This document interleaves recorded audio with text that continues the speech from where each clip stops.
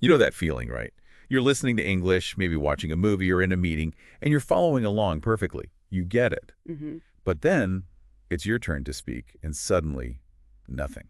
Or like the words just won't come out right. It's that classic, I understand English, but I just can't speak it. Oh, absolutely. So many learners feel that way. You are definitely not alone, if that sounds familiar. Yeah, it's super common.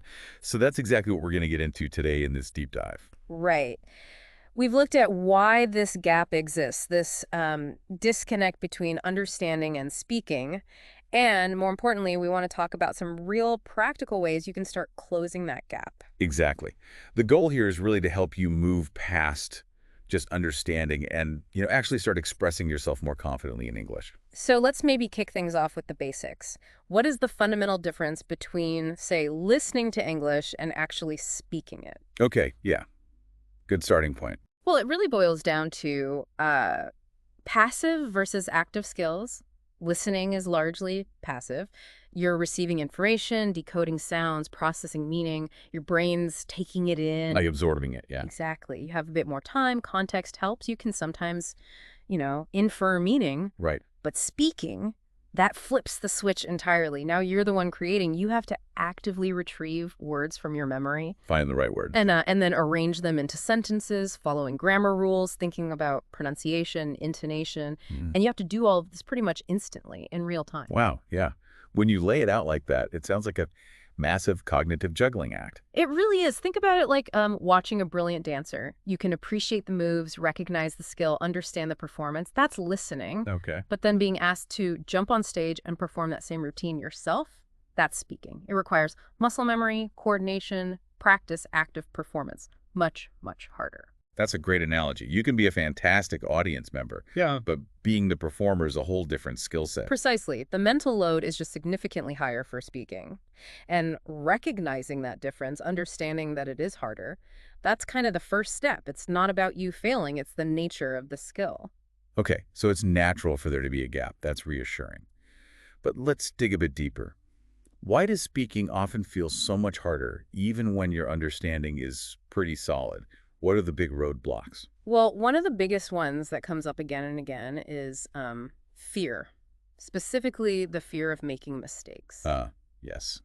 The big one. Right. Fear of sounding stupid, fear of people laughing, fear of forgetting a word halfway through a sentence, fear of not being understood. It's a powerful inhibitor. I can totally relate to that, even in my native language sometimes, that fear of just freezing up. So in a second language. Yeah, exactly. And this fear often leads to, well, silence. You hesitate, you hold back, you just don't say anything. And the less you speak because you're afraid. The less practice you get, and the scarier it becomes. It's a cycle. Precisely. A negative feedback loop. Hesitation becomes the default. So fear is massive. Another major factor is, quite simply, not enough actual speaking practice. Even if you're consuming a lot of English, like movies, podcasts. Yeah, exactly. All that listening and reading is fantastic for building your understanding, your passive vocabulary. But it doesn't directly train the speaking muscles, so to speak. Okay. It's like watching cooking shows. You might learn a lot about techniques and ingredients. You might even understand gastronomy really well. But you won't become a good cook unless you actually get in the kitchen and start chopping onions. Exactly. Passive exposure is crucial, but it doesn't translate automatically into active production skills. Your brain and your mouth need specific practice working together to produce language. Makes total sense. Watching isn't doing. What else? Another big hurdle for many is perfectionism. Ooh, yeah. That desire to sound perfect, like a native speaker right from the start. Uh-huh.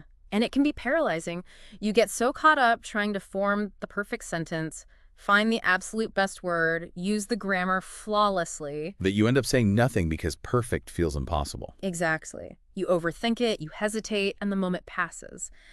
The desire for perfection becomes a barrier to just communicating, to just trying.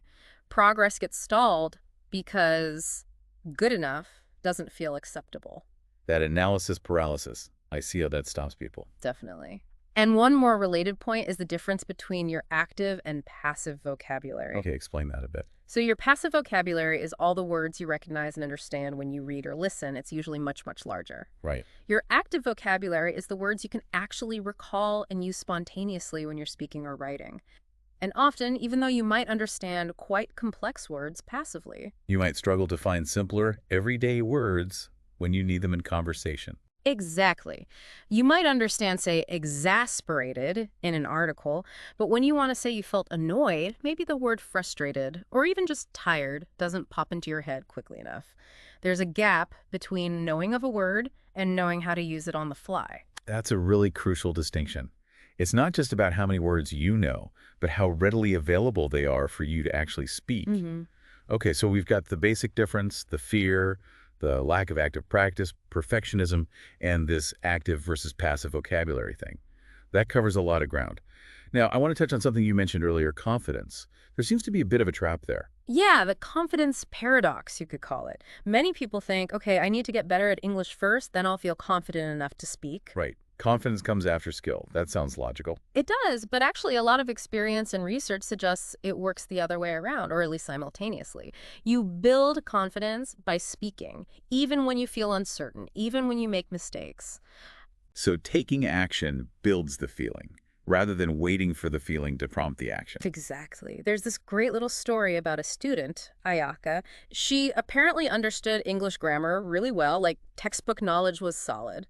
Ugh. But in class, terrified to speak, just gripped by that fear of embarrassment of making a mistake in front of everyone. Oh, I can just picture that feeling. So relatable. Totally. And the breakthrough came when her teacher gave her this slightly unusual advice. The teacher basically said, just try speaking badly on purpose, see what happens. Seriously, speak badly. That sounds counterintuitive. Right. But Ayaka very hesitantly tried. She wanted to talk about her weekend, and she stumbled out something like, yesterday I go shop, buy food, good. Very broken. Simple. And what happened? Did people laugh? No, that was the amazing part. Apparently her classmates, the teacher, they just smiled encouragingly. They understood her meaning, and they were just pleased she was trying. They praised the effort, not the perfection. Wow, that's actually really powerful. So the reaction wasn't negative at all. Not at all. And that positive feedback, just for trying, was the key for her. It unlocked something. She realized the world didn't end when she made a mistake. And from there, she gradually started speaking more and more. That's a fantastic story.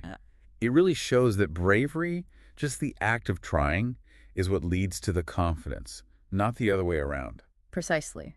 Confidence isn't something you wait for. It's something you build, little by little, through the act of speaking itself. Okay, this is all making so much sense. Yeah. We understand the gap, the reasons it's hard, the confidence piece. Yeah. Now, for everyone listening, the big question is, right, I get it. What can I actually do? What are some concrete strategies to improve my speaking? Yes, let's get practical. Because there are absolutely things you can do. Strategy number one, and it might sound a bit odd at first, is to practice speaking alone. Talking to yourself. Really? Yeah, seriously. When you're by yourself in your room, maybe in the shower, out for a walk where no one can hear you, just start talking in English. About what? Anything. Describe what you see around you. Talk about your day, what you did, what you're going to do. Narrate your actions. Like, okay, I'm walking down the street now. It's a sunny day. I see a dog. Or I need to make dinner later. Maybe I'll cook pasta. Ah, I see. So it removes the pressure completely. No audience, no fear of judgment. Exactly. It's zero stakes practice. You're just getting your mouth used to forming English sounds, getting your brain used to constructing English sentences without any performance anxiety. It's like vocal warm-ups for speaking. That's actually brilliant. A safe space to just get the words flowing. Okay, I like that. What's strategy number 2? Strategy 2 is recording yourself. Use your phone, the voice memo app. Ooh, okay. I know people sometimes find listening to their own voice a bit awkward. It can be, definitely. But it's incredibly valuable for self-awareness. The idea is pick a simple topic, speak about it for maybe just 1 minute, record it, and then this is key. Listen back without judging yourself too harshly. What should you listen for? Listen for things like, where do you pause a lot? Are there words you stumbled over or couldn't find? How's your pronunciation clarity? Your pace? It's not about criticism. It's about noticing, okay, I hesitated a lot when trying to talk about X. So you can identify specific things to maybe work on. Exactly. And one tip is to maybe record yourself on the same topic, say a week later. Then you can compare and actually hear your progress, which is super motivating. That's a great way to track improvement. Okay, recording yourself, got it. What's next? Strategy 3 is a technique called shadowing. Shadowing, like following someone. Kind of. You listen to a short piece of audio, maybe a sentence or two from a podcast or a video clip with a native speaker. You listen, then you immediately try to repeat exactly what they said, mimicking their pronunciation, their rhythm, their intonation, the melody of their speech as closely as possible. So you're literally trying to sound just like them right after they speak. Yes. Pause the audio after each short phrase or sentence and repeat. It might feel a bit silly at first, like you're just parroting. Yeah, I can imagine. But it's incredibly effective for training your mouth muscles to make the sounds of English correctly and for tuning your ear to the natural flow and rhythm of the language. It connects listening directly to speaking. Okay, that sounds challenging, but potentially really helpful for pronunciation and fluency. Mhm. So speak alone, record yourself, shadow. What about actually talking with people? Right. That leads perfectly into strategy 4. Find a speaking buddy or a practice partner. Does it have to be a native speaker? Not necessarily. The key is finding someone else who also wants to practice speaking English. It could be another learner at a similar level or maybe slightly higher. There are tons of language exchange apps out there now, like Tandem or HelloTalk or online groups. Okay. And how do you make those practice sessions work well? A really good tip is to maybe agree beforehand. Let's just focus on communicating, not correcting every little grammar mistake. Create a relaxed atmosphere. Like a no grammar police zone. Exactly. The goal is to practice expressing yourself, getting your ideas across, making mistakes, maybe laughing about them, and just connecting. It lowers the pressure and makes it feel more like real conversation. That sounds way less intimidating. Focus on connection over correction. Good advice. Right. Okay, any other strategies? Yes. One final one we can call the 333 method. It's designed to be a very manageable, short, daily routine. 333. Okay, what does that involve? It's simple. 3 minutes of just speaking freely about your day or any topic, maybe like the speak alone practice.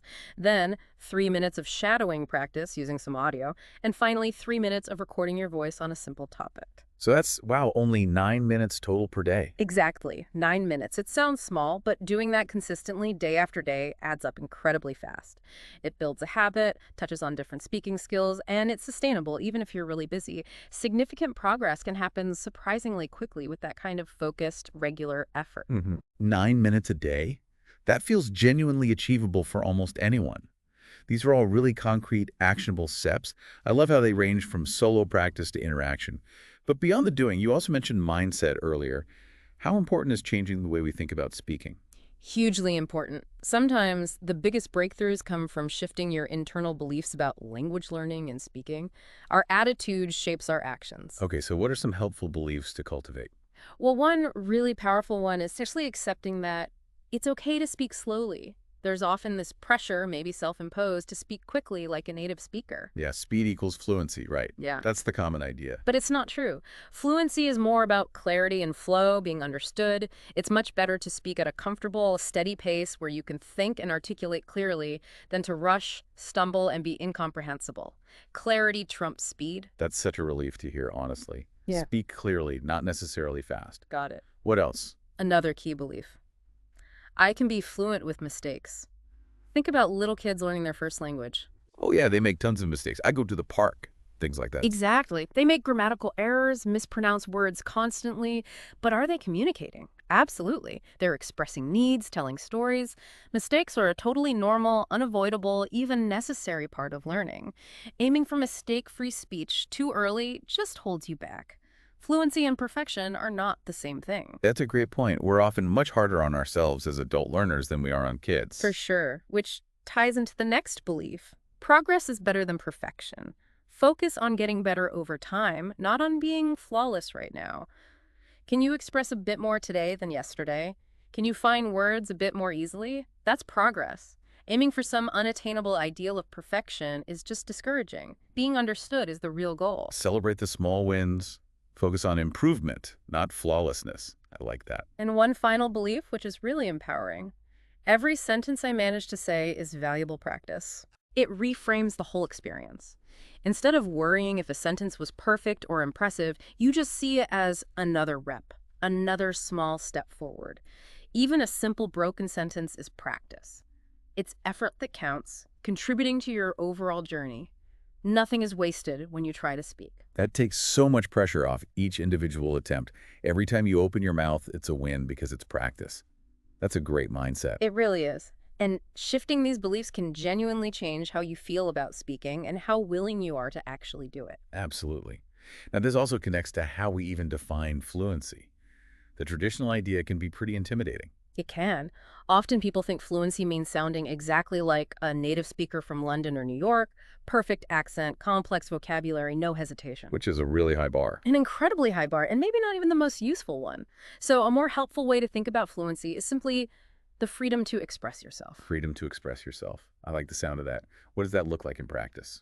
It means things like being able to ask for directions when you're lost, being able to tell a short story about your weekend, being able to describe how you're feeling, even simply, being able to join a conversation and share an opinion, even if you make grammatical errors. So it's about functional communication. Can you get your message across? Exactly. Can you use the language to achieve your purpose? That's the core of it. Language is fundamentally a tool for connection and communication. If you can use English to connect, to communicate what you intend, even imperfectly, you are achieving a meaningful level of fluency. That reframes it beautifully. Yeah. It's not about sounding like someone else. It's about being able to express yourself. So measure your fluency by what you can do with the language. Precisely. Focus on effective communication, not on chasing an impossible ideal of native-like perfection. This has been so incredibly insightful. Before we wrap up, are there any final words of encouragement for listeners who are maybe feeling stuck in that understand but can't speak phase? Definitely. First, just acknowledge how far you've already come. If you can understand English well, that's a huge achievement. Your brain is already doing incredible work processing the language. It's a great reminder. You've already built a strong foundation. Absolutely. And the next step is just that, a step. Start speaking. It will feel awkward at first. You will feel unsure. You will make mistakes. That's totally normal.